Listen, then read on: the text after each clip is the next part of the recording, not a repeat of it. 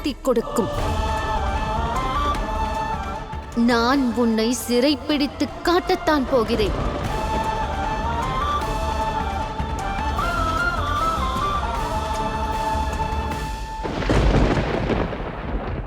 ஒரு சாதாரண பெண்ணை உங்களால் பிடிக்க முடியவில்லையா? மன்னியுங்கள் ராஜகுமாரி, அவர் நடனத்தில் மட்டும் தேர்ச்சி பெற்றவர் அல்ல, யுத்த கலைகளிலும் சிறந்தவர். என்னுடைய அன்பு இவள் முன்பாக கேடயமாக நிற்கும். உனக்கு எந்த பாதிப்பும் ஏற்படாது பார்கவி.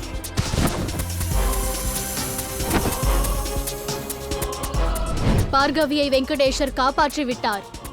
அப்போது வெங்கடேசரை நான் அழைத்து வந்தால் அப்போது அவரை யார் காப்பாற்றுவார்?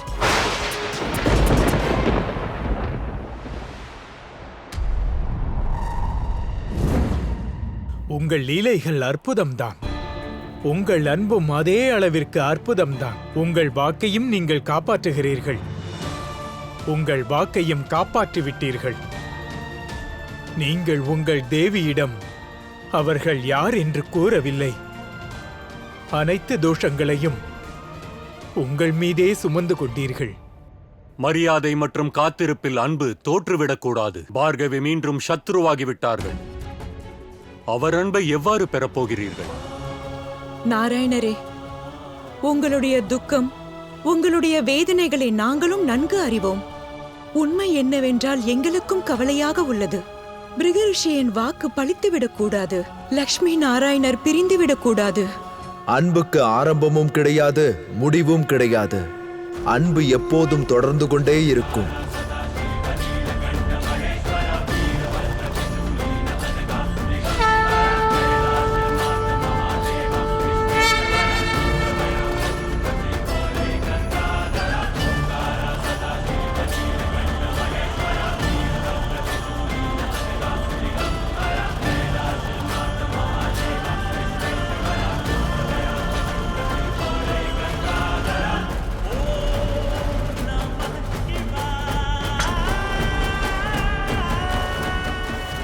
வணங்குகிறேன் மகாதேவா. பிருகு மற்றும் சுக்ராச்சாரியர் பிரம்மையில் இருக்கிறார்கள். பார்கவியின் விதியை மாற்ற பார்க்கிறார்கள். ஆனால் விதியின் விளையாட்டு சரியான திசையில்தான் சென்று கொண்டிருக்கிறது. ஒரு மனிதன் யோசிப்பதை விட அதைவிட பெரியது இந்த இயற்கையின் மாற்றங்கள். நீங்கள் என்ன கூறுகிறீர்கள்? இரண்யாக்ஷ் மற்றும் இரண்யகசிப்பின் தவம் உச்சத்தில் இருக்கிறது. ஓம் பரமேஸ்வராய வித்மஹே பத்வத்தாய தீமஹி தன்னோ பிரம்மோ பிரச்சோதயாத்.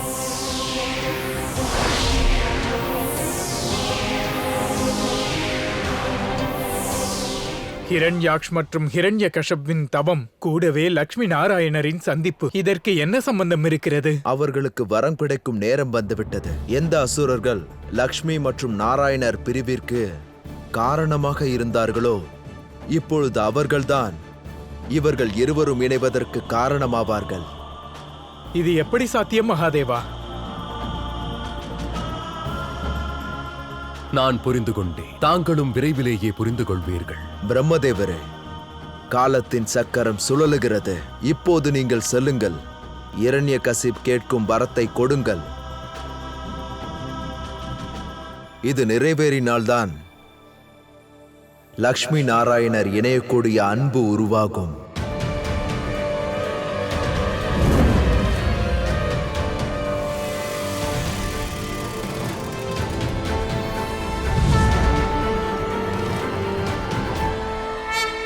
ஹிரண்யாக்ஷ், ஹிரண்யகசிப், கண்களை திறங்கள். வரமளிக்கும் நேரம் வந்துவிட்டது.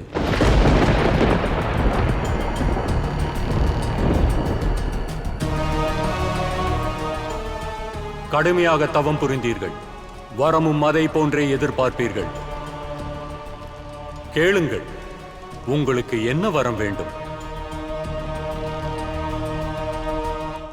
மார்க்கம் அவ்வளவு சுலபமாக இருக்காது. காரணம், அமரத்துவத்தை பிரம்மதேவர் அளிக்க மாட்டார். யுக்தியை சாதனமாக பயன்படுத்துங்கள். வித்தியாசமான வரத்தை கேளுங்கள். அமரத்துவத்துக்கு சமமாக இருக்க வேண்டும்.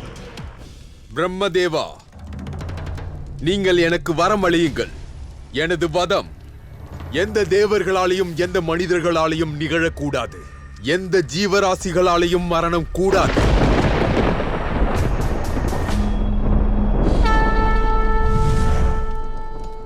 அப்படியே ஆகட்டும்.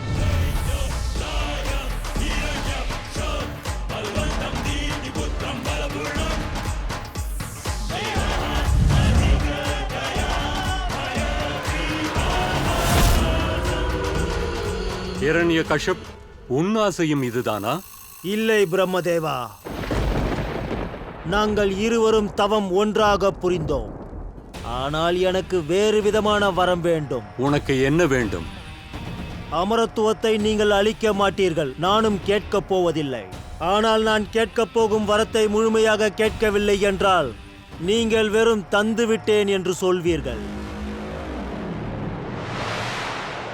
மனிதர்களாலோ தேவகணங்களாலோ நான் இறக்கக்கூடாது.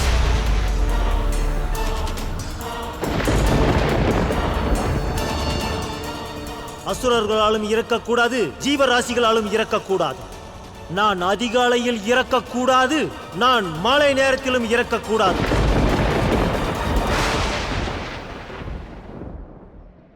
பூமியிலோ ஆகாயத்திலோ இறக்கக்கூடாது.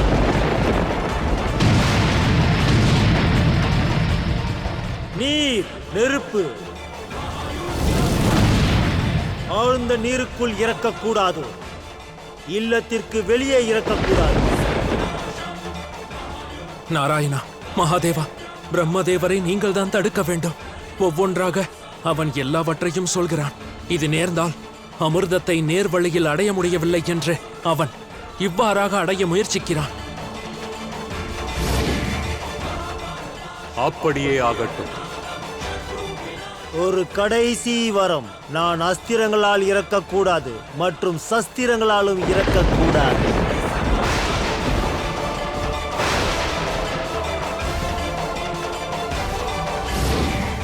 அப்படியே ஆகட்டும்.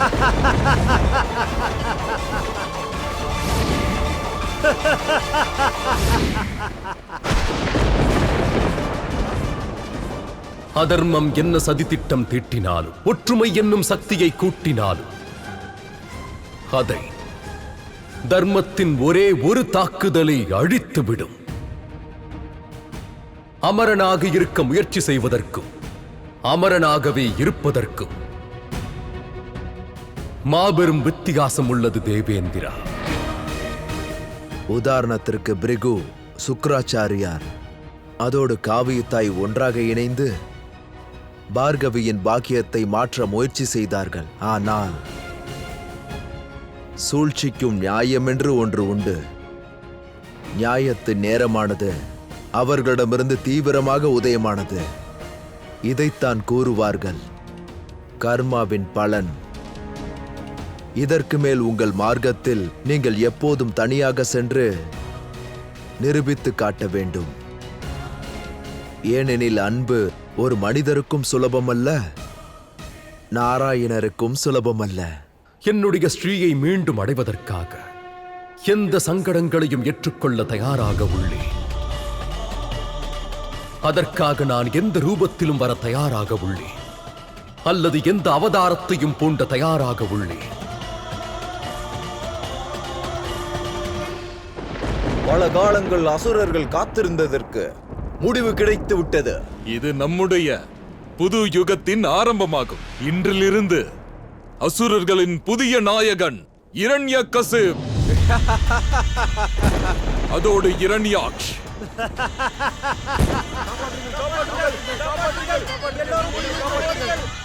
நாங்கள் அமரராகிவிட்டோம். நாங்கள் வென்றும் விட்டோம். இவர்கள் ஏன் பயந்து ஓடி வருகிறார்கள்? அமரராகிவிட்டதாக யார் கத்திக் கொண்டு வருகிறார்? இரண்யகசிப், அதோடு அவருடைய அண்ணன் இரண்யாக்ஷ், என் கட்டளையை மதிக்கும் அசுர சிஷ்யர்கள். உங்களை மதிக்கும் சகோதரர்களுக்கு நீங்கள் புரிய வையுங்கள். அவர்களது இந்த உற்சவத்தால் உலகம் பயந்து நடுங்குகிறது.